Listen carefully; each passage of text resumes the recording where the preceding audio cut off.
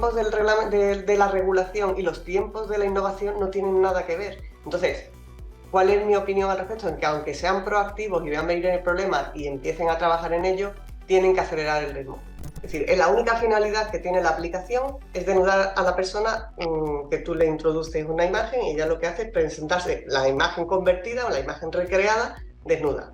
Entonces, claro, el impacto en la vida de las personas de un sistema de estas características por problemas simplemente de sesgo no tratado, porque el problema es que el sesgo va a existir, tú eso no lo puedes evitar, pero tienes mecanismos para controlarlo y adecuarlo y que estos sistemas no sean injustos. Bienvenidos a Mentes Artificiales Más Allá del Código. Mi nombre es Eric Vázquez y estoy súper contento de estar nuevamente con ustedes presentándoles un programa más. Llevamos en el 5º programa, súper interesante los programas que hemos tenido anteriormente, cómo ha ido creciendo el tema. Empezamos explicando qué es la inteligencia artificial y posteriormente nos envolvimos en un poco de la historia, la evolución de la inteligencia artificial, así también como qué es lo que está sucediendo con la inteligencia artificial en nuestra vida diaria.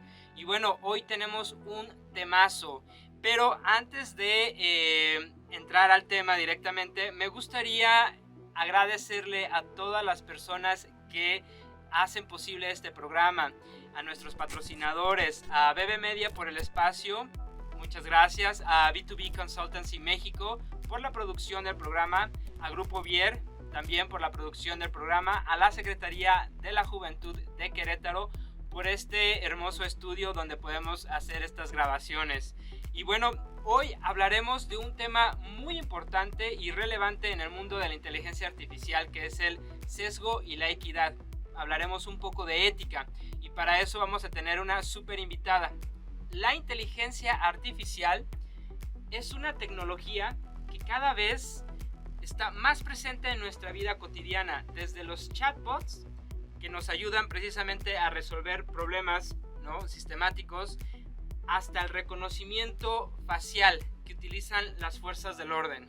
Sin embargo, la inteligencia artificial no siempre es perfecta. Obviamente, como cualquier otra herramienta, tiene su lado positivo y su lado negativo, y puede estar sesgada, lo que puede tener consecuencias significativas en las vidas personales de cada uno de nosotros.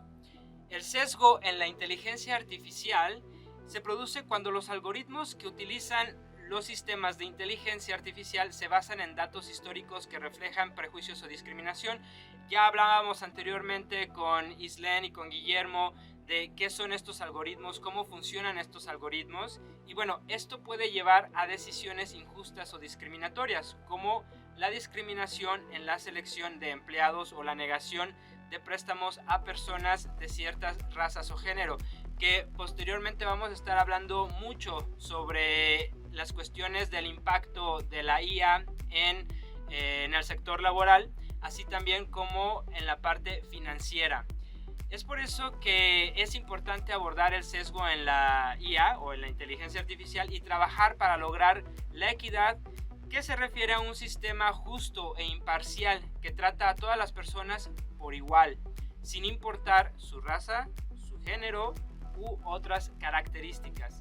Esta charla que tendremos, donde vamos a contar con el privilegio de escuchar a una experta precisamente en ética y la inteligencia artificial, nos guiará a través de este importante tema. Aprenderemos sobre los desafíos éticos que enfrenta la IA, sobre cómo puede abordar el sesgo y cómo puede lograr la equidad en el desarrollo y uso de la inteligencia artificial. Para adentrarnos bien al tema, ahora sí me gustaría pasar con nuestra invitada. El día de hoy tenemos nada más y nada menos que a Rosa Romero Soler. Así es que vámonos con la entrevista. B2B Consultancy. Las soluciones que buscas están en Latinoamérica. Con talento 100% bilingüe inglés y español, contarás con más citas concertadas. Proporciona una excelente experiencia de servicio al cliente. Obtén la ayuda de un asistente digital para gestionar tu día a día. Si estás ingresando al espacio de la IA, Podemos brindarte el talento y las herramientas para hacer crecer tu negocio más rápido con el uso de inteligencia artificial. Desarrollo de IA y entrenamiento de IA. Permítenos ayudarte a crecer y alcanzar tus objetivos. B2B Consultancy, conectando negocios.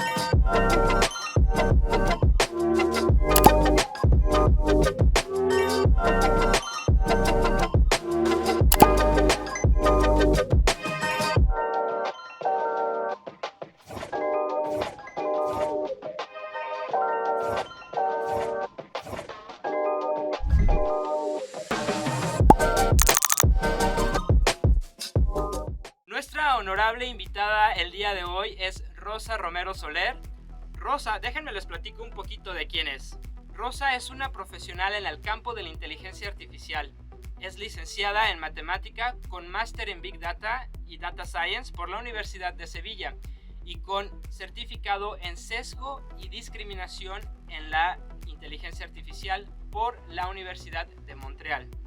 Su desarrollo profesional está centrado en la actualidad en la IA responsable y en su gobernanza. Ha publicado junto a otros autores recientemente un informe sobre el uso responsable de la inteligencia artificial en el sector industrial. Súper importante este tema, un tema que obviamente a todos nosotros nos tiene vueltos patas para arriba o vueltos locos, como a otros dirían, que realmente el uso de nuestros datos es súper importante y ahí es donde puede haber varios problemas si nosotros no nos ponemos atentos con el aviso de privacidad o con la seguridad de nuestros datos. Actualmente Rosa es responsable de IA en la CENIT, una consultoría estratégica de negocios donde también lidera el área de Data Governance. Con más de 20 años de experiencia en el sector de las tecnologías, Rosa ha coordinado, conceptualizado y promovido la innovación en la gestión educativa y la digitalización de políticas educativas en administraciones públicas. Su experiencia incluye la dirección y gestión de proyectos para la implantación de grandes sistemas de gestión educativa. Es apasionada por la inteligencia artificial y lideró y diseñó el primer proyecto de Machine Learning e inteligencia colectiva en Europa, junto a la Consejería de Educación y Empleo de la Junta de Extremadura, proporcionando servicios de IA a más de 40,000 personas y sus familias durante el año de la pandemia que fue el 2020. Todos recordamos esos momentos muy difíciles para muchos, pero también muy importantes también en esta cuestión de la innovación.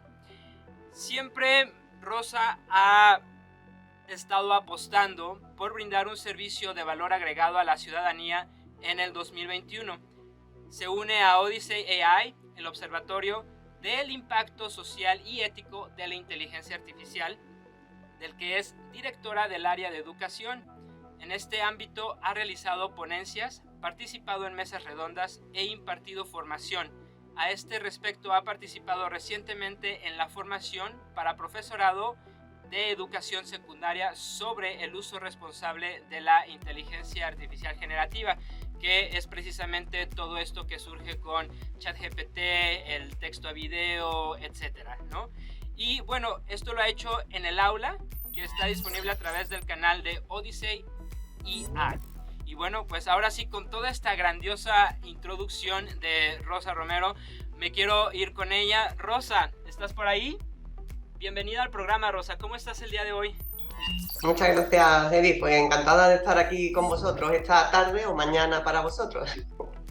Pues nuevamente muchas gracias por estar aquí. Hoy tenemos un temazo.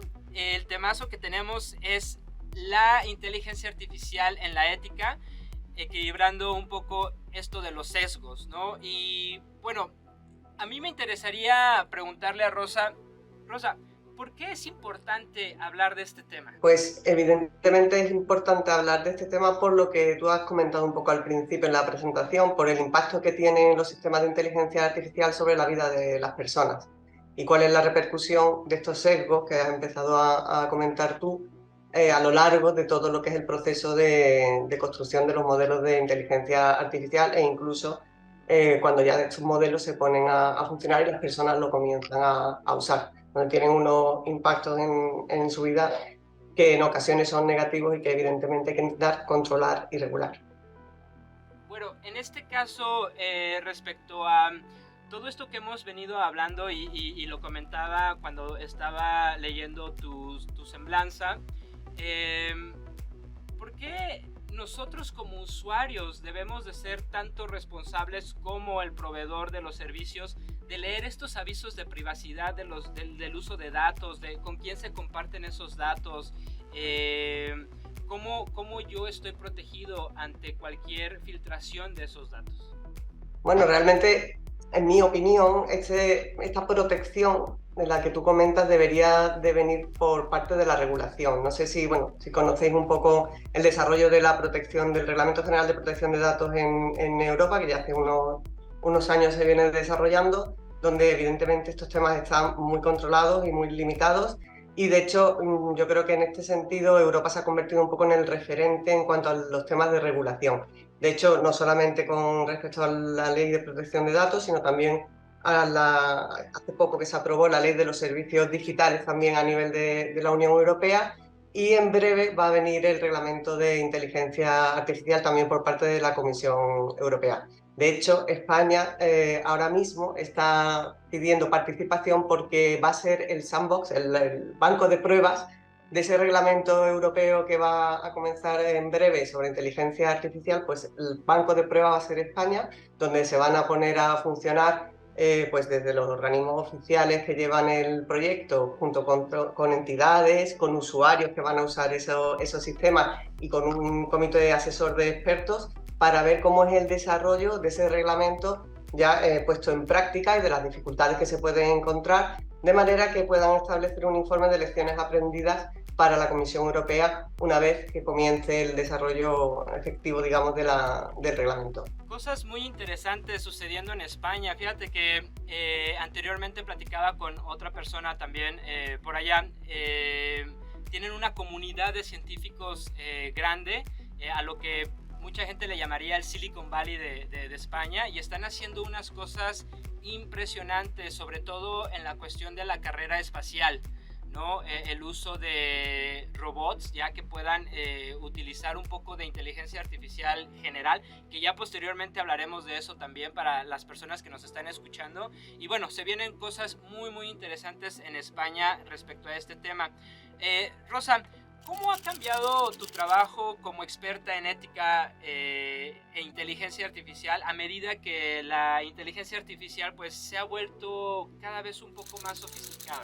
Yo diría que ha sido un cambio total, y no solamente en el plano profesional, sino también en el personal. Bueno, en cuanto al plano profesional, pues decirte cuestiones como que yo dedico ya un tiempo en exclusiva durante mi día a día a lo que es la formación y al aprendizaje de nuevos conceptos. En estos momentos, por ejemplo, yo llevo desde que salió ChatGPT, involucrada en el aprendizaje de conceptos técnicos, sobre todo relacionados con la inteligencia artificial generativa y con el gobierno de datos. También cada X tiempo, pues ya a lo mejor puede ser cada 3 o 4 meses, intento realizar o participar de alguna forma en alguna investigación, como ha sido el caso que tú has comentado del manual para el uso responsable en el sector industrial de la inteligencia artificial. En este caso lo hice a través de Odisea. Y bueno, también intento luchar con esa angustia o ansiedad que crea el saber que no sabes nada. Es decir, al final esto va tan rápido, cambia tan rápido, que tener un conocimiento técnico, sobre todo, de todas estas tecnologías, llega en ocasiones a crear cierta inquietud. Para ello, ¿qué es lo que hemos hecho? Pues rodearnos de un equipo de profesionales, un equipo multidisciplinar que sea capaz, que facilite que entre todos podamos extender este conocimiento lo máximo posible. Otra de las cuestiones, por ejemplo, que hemos cambiado, que hemos adaptado dentro de la organización para adaptarnos a estos cambios de la tecnología, ha sido participar estrechamente y colaborar con universidades y entidades académicas. Mientras que grandes corporaciones o grandes empresas, pues bueno, tienen la facilidad para captar ese talento en las universidades, incluso traerlos a sus propias instalaciones y propagar ese conocimiento, en empresas pues medianas o pequeñas no nos queda otra que establecer contactos con grupos de investigación y colaborar con ellos para realizar proyectos conjuntamente y poder nutrirnos de su conocimiento y de su puesta al día, ¿no? Otra cuestión importante pues, ha sido, por ejemplo, a raíz de la investigación respecto al uso responsable en la industria, saber balancear cómo se balancean esos principios éticos que hay que aplicar en los sistemas de inteligencia artificial y diferenciar los que aplican de manera sobresaliente al campo industrial o los que aplican de manera notable en el ámbito, por ejemplo, de las administraciones públicas, porque son diferentes. Mientras que en la industria prevalecen cuestiones como la seguridad o la robustez de los sistemas o la privacidad o la sostenibilidad, en el campo de la administración pública pues está evidentemente el tener la capacidad de acción y vigilancia humana, la transparencia y explicabilidad de las decisiones que toman este tipo de sistemas, garantizar el bienestar social o medioambiental y evidentemente en los temas de diversidad y no discriminación. Y en todo esto que nos explicas, de todo este equilibrio, comentábamos sobre los sesgos. No sé si nos pudieras platicar un poquito de qué son esos sesgos y cómo se ven reflejados ya en el uso de la inteligencia artificial y todo eso que comentas respecto a la administración pública también.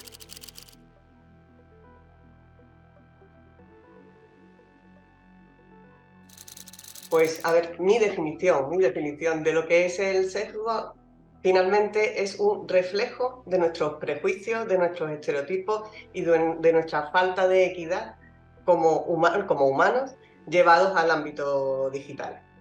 Estos sesgos en el campo digital, pues en el ámbito digital, se producen incluso antes de que estuviera la inteligencia artificial, porque van muy estrechamente ligados a lo que son los datos. Como sabéis, en los sistemas de inteligencia artificial tú tienes un objetivo, un propósito que tratar, un problema que realizar, y tienes 3 fases, por simplificar, en lo que es el proceso, ¿no? Tú tienes la fase en la que capturas los datos con los que vas a trabajar. De ahí haces diferenciación entre los datos con los que vas a entrenar tu modelo y unos datos que te van a servir para validar el resultado. A continuación tienes la fase del aprendizaje, del modelado, y por último tienes una fase de creación de estos modelos, donde en cada uno de estos puntos del ciclo de vida del sistema se pueden producir sesgos. Hay una clasificación, a mí me parece la más correcta quizá, que está vinculada, la clasificación de los sesgos, vinculada a cada uno de estos 3 puntos.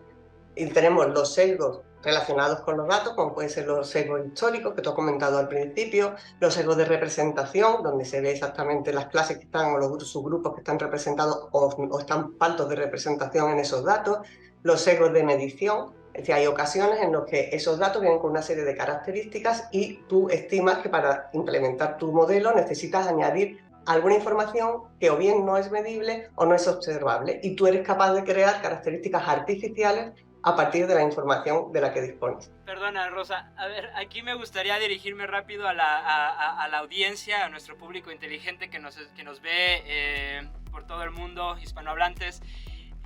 Ahorita, con todo esto que me comentas, me imaginé, y tengo una pregunta consecuente de esto, que nosotros como humanos, como raza humana, pues no somos perfectos, ¿correcto?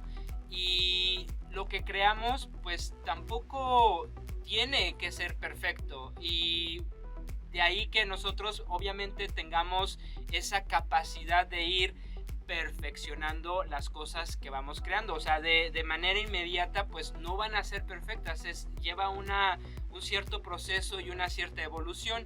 Y a mí la pregunta que te comentaba, Rosa, es: ¿tú crees que nosotros estamos reflejándonos a nosotros mismos en los algoritmos que nosotros construimos? O sea, nuestros datos son reflejos de nosotros mismos, pero es que después en el proceso de aplicar los algoritmos volvemos a lanzar nuestros propios prejuicios y estereotipos dentro de ese modelo, e incluso después, una vez ya terminado, volvemos a participar con nuestra supervisión y nuestras decisiones dentro de esos modelos. Yo no sé, mira, por ver un ejemplo reciente de estos casos que estábamos comentando del sesgo sobre los datos, ayer salió un artículo publicado por restofworld.org, por si lo queréis consultar, que es muy interesante. Gracias. En el artículo hablan de un ejemplo que han hecho con Midjourney. Midjourney es un creador de imágenes del tipo DALL-E, como DALL-E 2 o Stable Diffusion, y entonces han hecho una prueba y han cogido 5 conceptos, que son persona, mujer, casa, calle y plato de comida. Y han cogido 5 países, que son China, India, Indonesia, Nigeria, Estados Unidos y México. Estados Unidos lo añadieron porque como la mayoría de las empresas son de origen estadounidense, lo metieron también en el estudio. ¿Y qué es lo que han hecho? Pues le han pedido a Midjourney, que como sabéis lo que hace es tú le haces una pregunta, le lanzas una sentencia y él te genera una imagen con lo que tú le has solicitado. Y entonces hicieron todas esas combinaciones, es decir, persona, casa, calle, comida y mujer con cada uno de esos países. Pues para nuestra desgracia común, si vierais los resultados, os animo a consultarlo porque es muy curioso y es muy interesante el artículo. Cuando llegamos a México, pusieron persona mexicana y generaron 100 imágenes. Pues la mayoría de las personas mexicanas resulta que sois hombres con bigote y sombrero. Y cuando pusieron una persona estadounidense, era una señorita rubia con una bandera de Estados Unidos detrás en el 80% de las imágenes. Y así todos los prejuicios y estereotipos que te puedas imaginar. ¿Qué es lo que ocurre? Esto que nos parece a lo mejor, bueno, anecdótico, este sistema de Midjourney lo utilizan empresas de publicidad e incluso se está utilizando ahora mismo para hacer bocetos de personas que cometen delitos. Si estos sesgos están en la aplicación de origen, imaginaos qué ocurre hacia adelante. Es decir, la empresa de publicidad que utiliza Midjourney o el departamento de policía que haga uso de Midjourney para hacer un boceto de un criminal, ¿cuál puede ser el resultado? Sí, es impresionante ver cómo no nada más los estereotipos están muy presentes en este tipo de aplicaciones o de software que se han generado por la inteligencia artificial generativa, sino también estos deepfakes, ¿no?, que los criminales pueden crear. Eso también se me hace algo bastante sorprendente y bastante horrible y aterrorizador, ¿no?, de cierta manera. Y bueno, pues estos son algunos ejemplos de sesgos, ¿no? Y tenemos que estar bien al pendiente de cómo realmente se están construyendo estos algoritmos y cómo la gente los está utilizando también. Entonces hay mucha responsabilidad de por medio, ¿correcto? En el sur de España ha habido un grupo de alumnos de un centro educativo que han hecho uso de una inteligencia artificial no legal, vamos a llamarla no legal porque se distribuía a través de Telegram, no era una aplicación para móvil que se pudiera descargar desde las App Store oficiales. Y bueno, pues la intención de esa inteligencia artificial era capturar las imágenes. Estos chicos lo han hecho con sus compañeras de clase y desnudarlas. Es decir, la única finalidad que tiene la aplicación es desnudar a la persona que tú le introduces una imagen y ella lo que hace es presentarse la imagen convertida o la imagen recreada desnuda. Entonces, yo en este punto quisiera pues hacer referencia, no sé si lo conoce, imagino que sí, que a Ricardo Baeza. Para mí es uno de los mayores expertos en este campo, tanto de inteligencia artificial como de inteligencia artificial responsable. Él es chileno y participa en numerosas asociaciones internacionales sobre esta temática en particular. Y él ha conseguido que uno de los primeros principios éticos que se establezcan dentro de los principios, digamos, a nivel internacional sobre ética e inteligencia artificial sea el principio de legitimidad y competencia. Y el principio de legitimidad dice que un sistema de información que no puede demostrar que sus beneficios son mayores que sus riesgos no debería de existir. Así que explíquenme cuál es el beneficio de una aplicación destinada a desnudar a una persona. Rosa, me dejas realmente sin palabras. Es algo horrible, o sea, obviamente estos chicos lo están usando con mujeres, pero digo, también corre el riesgo de que alguien lo use con hombres, ¿no? Y además con menores, fíjate, ¿no? O sea, ¿Cómo podemos nosotros, Rosa, de alguna manera identificar estos sesgos y identificar estos malos usos de esta herramienta? ¿O cómo podemos nosotros prevenir que lleguen a manos de personas que, pues, muy posiblemente pueden ser menores que simplemente están curiosos? No quiero juzgar y decir son malas personas, no, a lo mejor están curioseando, están experimentando, etcétera, pero ya a los mayores de edad, ¿no? A esas personas que sí se dedican como trabajo a hacer el mal, ¿no? Para ellos obtener un bien, ¿cómo podemos nosotros de alguna manera identificar esto en las diferentes aplicaciones o con la misma inteligencia artificial, o cómo podemos evitar que esto suceda? Pues desde el punto de vista técnico hay formas de detectar, bueno, volviendo un poco al plano de los sesgos y demás, no el caso particular que he contado, que bueno, es anecdótico, pero me parecía que venía al caso en este momento. Pero bueno, desde el punto de vista técnico existen para el tema de los sesgos infinidad de métricas de equidad.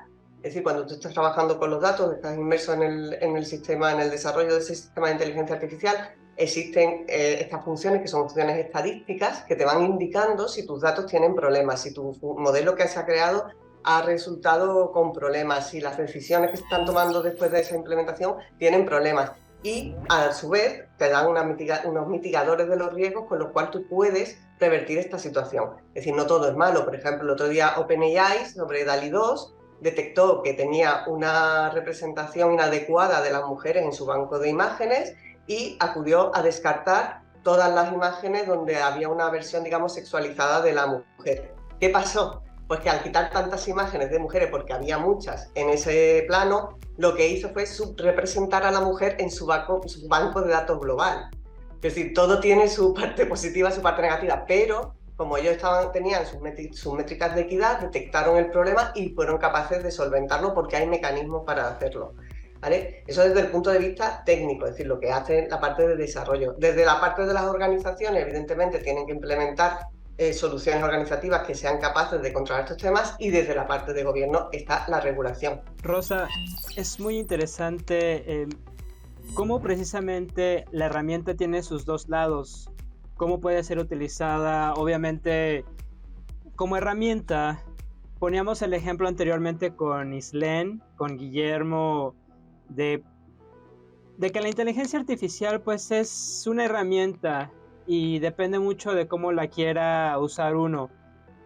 Por ejemplo, hay gente que en lugar de utilizar un cuchillo en la cocina, lo utiliza para sacar tornillos, por ejemplo, ¿no? Entonces, y así hay muchísimos ejemplos que podemos dar con cualquier herramienta que tengamos a la mano. Aquí me gustaría entrar, sobre todo para la gente que nos ve, en el tema de la equidad. Ya que comentabas todo esto de la base de datos de OpenAI y toda la información que ellos tienen respecto a las mujeres, por ejemplo, ¿cómo se ve el tema de la equidad en el tema de la inteligencia artificial, Rosa? El tema de la equidad en inteligencia artificial podemos verlo, si quieres, con más ejemplos como el que hemos estado viendo de OpenAI. Tenemos otro caso que no sé si, yo creo que sí que conoceréis, que es el de Coding Bias, que es un documental que lo podéis ver en Netflix. Y en él, por ejemplo, se presenta el caso de Timmy Hebblue y su compañera, en el que hacen un estudio para ver cómo hace unos años, porque esto ya evidentemente después se subsanó gracias a esta investigación, en la que las herramientas de reconocimiento facial eran incapaces de reconocer a las mujeres afroamericanas. No eran capaces de reconocer su rostro ni de reconocer sus expresiones. ¿Y por qué? Porque evidentemente, y de nuevo, el tratamiento en un grupo que porcentualmente era insignificante frente al resto no se valoró. Ni los datos estaban representados en el caso de las mujeres afroamericanas, ni estuvo después un proceso de verificación de que ese rendimiento de la herramienta también era bueno con las facciones de las personas mujeres afroamericanas. Y Wow. bueno, en casos como estos los podemos ver, por ejemplo, en el ámbito clínico, es decir, al final, cuando tú vas a elaborar un sistema de inteligencia artificial que te quiere dar un resultado sobre un diagnóstico, en el caso de las mujeres embarazadas pasa exactamente igual. Como no tengas en cuenta que en una población generalista tú tienes solamente, imagínate, un 5% de personas embarazadas, puedes estar dando un diagnóstico médico, además, con la trascendencia que esto tiene, infravalorando el grupo de representación de mujeres embarazadas, por ejemplo. Esto mismo pues, ocurre, pues imagínate, con todos los aspectos de género, como ha pasado con el sistema de COMPAS, no sé si lo conocéis. COMPAS es un sistema de evaluación del riesgo que tienen en los sistemas judiciales estadounidenses para asesorar a los jueces sobre el riesgo de que una persona que va a ser juzgada cometa o vuelva a delinquir si se le concede la libertad condicional. Entonces esto establece un sistema de puntuaciones, del 1 al 5 creo que recordar que era, en el que te da el grado o el nivel de riesgo que esa persona tiene de volver a delinquir. ¿Qué es lo que pasa? Que en los Estados Unidos el seguimiento y el tratamiento de la información de los grupos afroamericanos es bastante intensivo. Por tanto, toda la información negativa estaba centrada en estos grupos minoritarios. ¿Qué ocurrió? Que ProPublica, que es una organización de periodismo de investigación en Nueva York, pudo comprobar en los datos que el 44, un poco más alto, es casi el 45% de las personas juzgadas en los Estados Unidos que habían tratado con COMPAS y eran afroamericanos, eran injustamente indicado el riesgo de reincidencia. Es decir, se había dado un riesgo muy alto y esas personas no volvieron a delinquir. Entonces, claro, el impacto en la vida de las personas de un sistema de estas características por problemas simplemente de sesgo no tratado, porque el problema es que el sesgo va a existir, tú eso no lo puedes evitar, pero tienes mecanismos para controlarlo y adecuarlo y que estos sistemas no sean injustos. Sí, y quiero aquí dirigirme al auditorio, o sea, esto de los sesgos es obviamente, por ejemplo, tomando el ejemplo que nos das de las personas afroamericanas siendo juzgadas en las cortes en Estados Unidos, hemos visto ya muchos documentales de cómo injustamente son aprendidos, se les priva de su libertad y además años después, muchos años después, estamos hablando de 15, 20 años después, la corte les dice, discúlpenos, fueron injustamente aprendidos o procesados, privados de su libertad. Y bueno, pues estas personas ya le quitaron 15 años, ¿no? 20 años. Estamos hablando de gente que lo hizo, ¿no? O sea, estas mismas personas que procesan a estas personas, no lo hizo una máquina, no lo hizo un algoritmo, son personas. Entonces, si estamos pasando toda esa información a un algoritmo, ¿qué podemos esperar, no? Aquí hay mucho que poner en juego en la responsabilidad de que no solamente son las personas o es el algoritmo, sino que nosotros debemos de responsabilizarnos y debemos de entender que pues somos personas imperfectas y que estamos pasando todos estos lados negativos y positivos a esta inteligencia artificial, ¿no? Entonces, bueno, realmente necesitamos trabajar para que esta inteligencia artificial pues tenga menos sesgos, que sea más eficiente, que realmente nos podamos beneficiar de una manera responsable, ¿no? Y bueno, aquí me gustaría hacer la pregunta, Rosa, ¿de qué manera nosotros podemos hacer equipo para todos juntos colaborar en esto? De hecho, mira, la regulación europea viene con una identificación de los sistemas de inteligencia artificial, es decir, dentro de las propuestas está que haya un registro de cada uno de los sistemas de inteligencia artificial que se vayan a implementar en la Unión Europea, incluso que se vayan a usar, esa parte no estoy segura, pero lo que se vayan a implementar sí lo estoy. Y al final, pues bueno, la regulación y las normas y las leyes y los reglamentos nos ayudarán un poco a poder controlar estas situaciones. Es decir, se puede dar el caso, eso es inevitable, pero debe de haber todo un mecanismo posterior que audite estos sistemas, que vea dónde se ha producido el fallo y que pida rendir cuentas a los responsables de estos errores, evidentemente. Claro, y perdón, Rosa, nada más para continuar con este tema, ¿cómo puede la inteligencia artificial ser utilizada para promover precisamente la no discriminación, los valores, etcétera? La inteligencia artificial, por su capacidad de predecir cuestiones, de tomar decisiones o incluso de simular o emular nuestras capacidades cognitivas, hemos llegado al punto de que le hemos asignado unos principios éticos pues similares a los que nos pedimos a nosotros mismos como competencias éticas dentro de nuestro ámbito profesional. Entonces, bueno, diferentes organismos, diferentes gobiernos, diferentes estrategias de país, igual, yo creo que México también tiene una estrategia de inteligencia artificial y probablemente tenga identificados sus principios, establecen una serie de principios éticos a los que todos debemos de acogernos y deberíamos cumplir dentro de nuestras organizaciones. El problema es que al final son condición necesaria, pero no suficiente. Y por eso viene a continuación la regulación. El problema de la regulación, evidentemente, es que muchas de las personas que están participando en este mundo de la inteligencia artificial están un poco en contra porque temen que la regulación mate un poco la innovación. Pero evidentemente no hay otra forma de controlar esta discriminación, esta falta de equidad en estos sistemas, que haya un reglamento que penalice cuando un sistema no cumpla lo que debe de cumplir. Y eso no significa que mate la innovación, simplemente significa que garantice la seguridad de las personas. Claro, estoy totalmente de acuerdo con eso, Rosa. Y yo creo que la innovación es buena, es sana. Hay que seguir construyendo, hay que seguir desarrollando, pero a cierta medida, a cierto ritmo, y de cómo nosotros nos estamos adaptando a ella, cómo nosotros mismos estamos utilizando eso. Y sí, obviamente vamos a tener que detener en algún momento el rápido desarrollo de estas herramientas que tenemos, las innovaciones que van surgiendo, pero sí es necesario saber y poner en la mesa que la empatía juega un papel muy importante, ser empático con las demás personas, que hay gente sufriendo a manos de estos desarrollos, ¿no? Y no porque haya sido hecho a propósito, ¿no? Sino simplemente porque lo están desarrollando. Y bueno, tenemos esa responsabilidad, ¿no? Las empresas, las compañías, las startups, los nuevos emprendimientos, ¿cómo van ellos a utilizar esta herramienta, ¿no?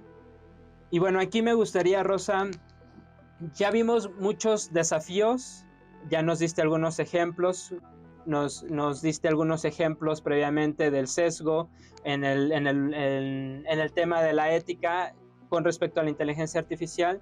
Y ahora la pregunta es, ¿cómo nosotros podemos atender a esas regulaciones gubernamentales?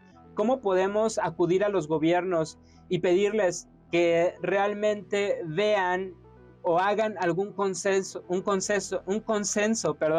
dentro de la legislatura para que realmente se pongan a trabajar en protegernos, ¿no? ¿Qué papel juegan? ¿Te refieres a nuestro papel como usuarios, a nuestro papel como implementadores de sistemas de inteligencia artificial? Porque el papel es diferente. Muy buena pregunta, Rosa. Sí, y fíjate, lo hago así por parte del ciudadano, y me dirijo aquí a la audiencia, porque hemos visto ya muchas veces que el gobierno, sobre todo en Latinoamérica, la verdad, desconozco mucho cómo se trabaja en Europa o en España en el contexto de las legislaciones, pero en Latinoamérica se da mucho de que el gobierno reacciona, no es proactivo, sí. Entonces, por eso mi pregunta viene así, porque yo vivo en un país en Latinoamérica en el cual mi gobierno, hasta que no se presenta el problema, salta. Así como este ejemplo de la rana. Entonces tenemos nosotros que de cierta manera pues llegar al gobierno y presentar una propuesta, presentar una queja y decirles a ellos, ¿sabes qué? Esto tiene que trabajarse y estamos en búsqueda de que ustedes a través de las leyes nos ayuden a regular esto. de que se trabaje en los artículos, de que se trabaje en la Constitución, y por eso la pregunta va en este sentido. Y qué bueno que hiciste la pregunta, ¿no? Para saber de qué lado es. Claro, nosotros, vamos, en nuestro caso particular, yo creo que no nos pasa tanto, es decir, nuestra legislación es un poquito más proactiva en ese sentido, por lo menos ve venir el problema, y el problema no está ahí, en nuestro caso. Y esto es mi opinión personal, nosotros tenemos un problema de velocidad en cuanto al reglamento. O sea, el caso que te he comentado, el reglamento de la Unión Europea, que se presentó creo que fue en abril de 2020 y que estaba ya solamente en los trámites de aprobación y demás, se tuvo que paralizar, por ejemplo, en febrero del año pasado, me parece que fue, porque aparece ChatGPT. Y resulta que el reglamento no tenía en su ámbito el contemplar a los sistemas de IA generativa. Y ha tenido que paralizarse y poner medidas específicas para la parte de inteligencia artificial generativa. ¿Qué es lo que ocurre? Que ahora esto ha retrasado la salida del reglamento, y el reglamento, una vez que salga, no se pondrá en marcha hasta 2 años después, no es efectivo hasta 2 años después. Con lo cual, los tiempos de la regulación y los tiempos de la innovación no tienen nada que ver. Entonces, ¿cuál es mi opinión al respecto? En que aunque sean proactivos y vean venir el problema y empiecen a trabajar en ello, tienen que acelerar el ritmo. Tienen que acelerar el ritmo precisamente para protegernos. Y nosotros, evidentemente, podemos hacer lo que tú dices, simplemente, como decimos en España, dar calor. Es decir, organizarnos, participar de asociaciones como lo que nosotros hacemos con Odiseya, para desde organizaciones, de grupos de personas más amplios, poder influir en el gobierno para que estas cuestiones ocurran. Entonces, el consejo aquí sería, para la gente que nos ve, para los ciudadanos en Latinoamérica, sería que nosotros realmente tomemos ese interés y esa iniciativa de salir a buscar a las personas, a nuestros senadores, a nuestros diputados, que realmente se pongan a trabajar en este tema, ¿no? No, evidentemente no de manera individual, porque una voz no es nada, pero 1000 voces, 2000 voces sí hace mucho. Y organizarse y además asociarse a expertos sobre la materia, porque aquí nos ha pasado al final, personas que son puramente técnicas de este ámbito han terminado en el Congreso de los Diputados contándoles a los congresistas, a los diputados, perdón, de qué va esto, cuál es su impacto, cuáles son sus riesgos, cuáles son sus problemas, y eso ha calado. Y ha formado, y ha convencido, por ejemplo, para ser el banco de pruebas del reglamento. Entonces, España se va a convertir en una de esas iniciativas. Perfecto. Y ya hemos tocado el tema desde el aspecto de la administración pública, pero aquí tenemos todavía muchas preguntas. Lamentablemente me dirijo a todos ustedes que nos ven desde casa. No vamos a tener tiempo de hacer todas las preguntas, pero nos vamos a ir un poquito más rápido. Y por aquí tenemos una pregunta también bien interesante sobre cómo pueden las empresas responsabilizarse por el uso ético de la inteligencia artificial. Y bueno, Rosa, como ya lo hablamos del lado de la administración pública, ahora vámonos del lado del sector privado. ¿Cómo se pueden ellos responsabilizar?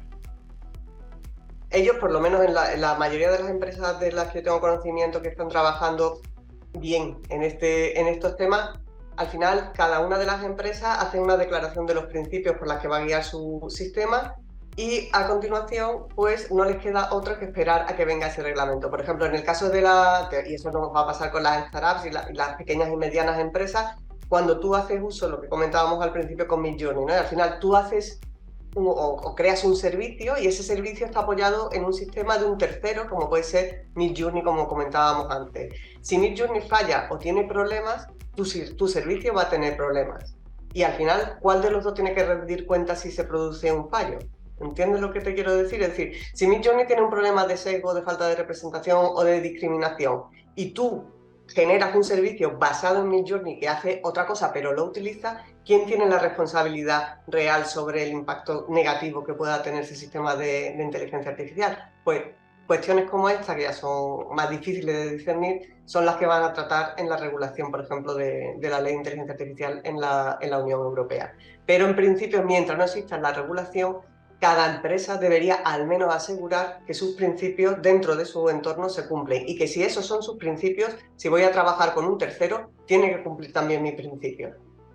Tenemos aquí también una pregunta bien interesante sobre cómo se pueden abordar los desafíos éticos asociados con el uso de la inteligencia artificial en la medicina y la atención médica. ¡Wow! En el sector salud también súper importante, es algo que nosotros pues necesitamos todos los días.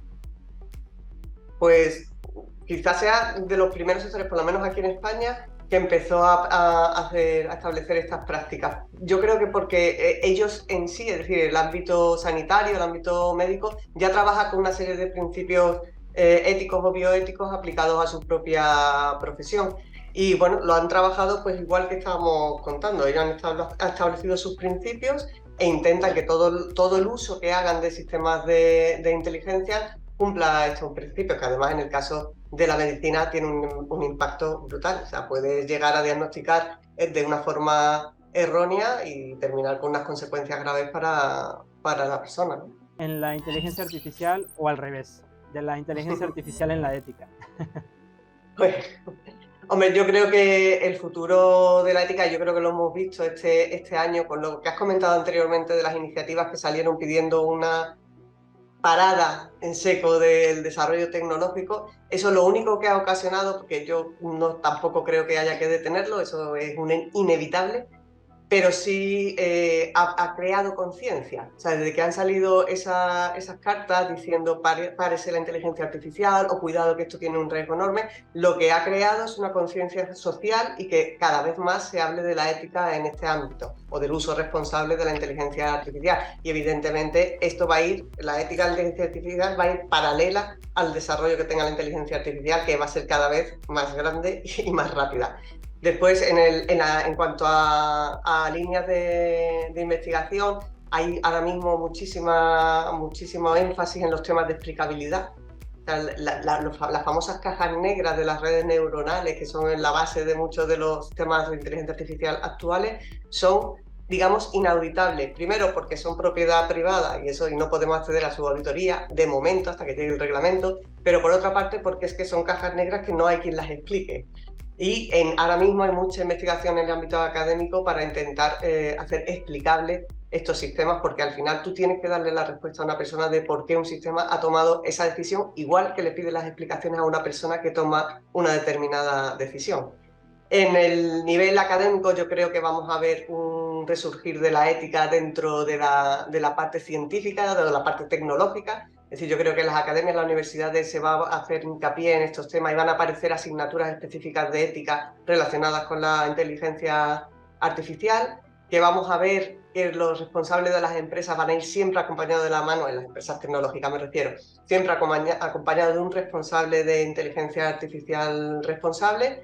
Y bueno, y un deseo propio que espero que sea el futuro de esto es que exista un organismo internacional que pueda finalmente tomar decisiones sobre sistemas de inteligencia artificial que ocasionen riesgo o un alto riesgo.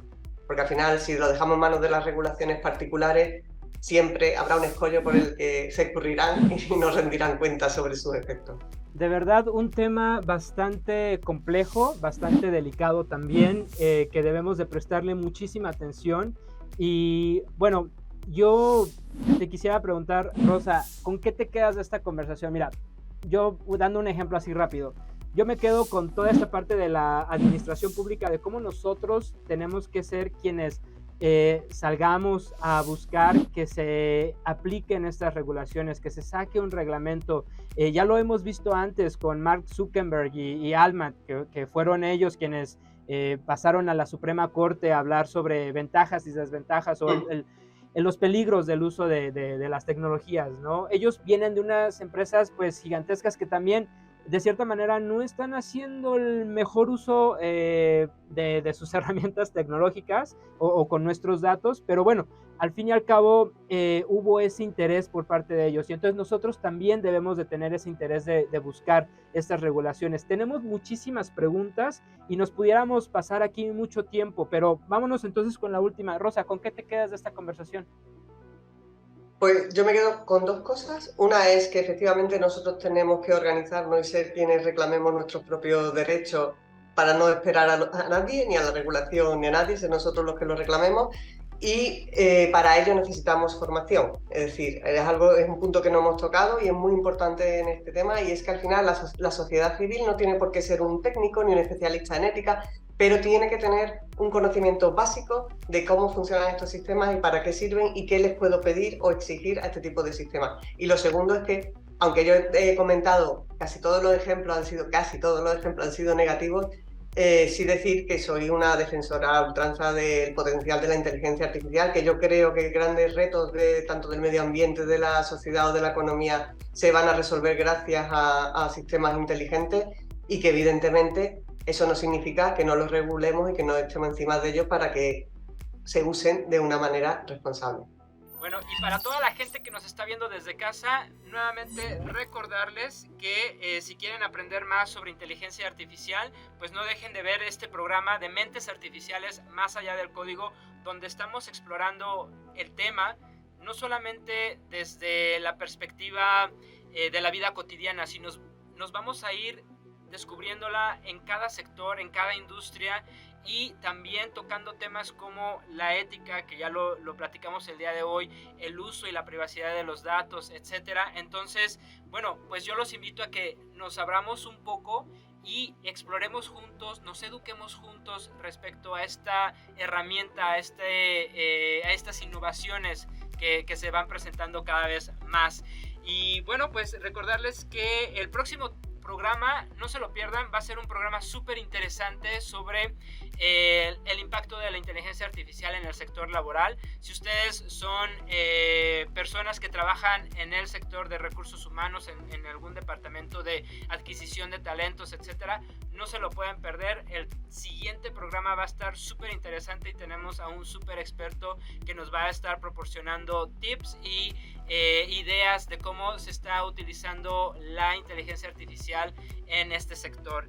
Bueno, pues nuevamente mi nombre es Eric Vázquez, fue un gusto estar con ustedes. Quiero agradecerle a todo el equipo que hace este programa realidad, a BB Media por el espacio, B2B Consultancy y Grupo Vier por la producción, a la Secretaría de la Juventud de Querétaro, México, por este espacio, este estudio hermoso en el cual podemos grabar nuestros programas, y recordarles que estamos todos los martes a las 5 de la tarde a través de las diferentes plataformas que tiene BB Media para ustedes, como es Roku TV y Hours Network. Estamos en las redes sociales de Instagram, TikTok, Facebook. Pueden ver repeticiones en YouTube y en LinkedIn.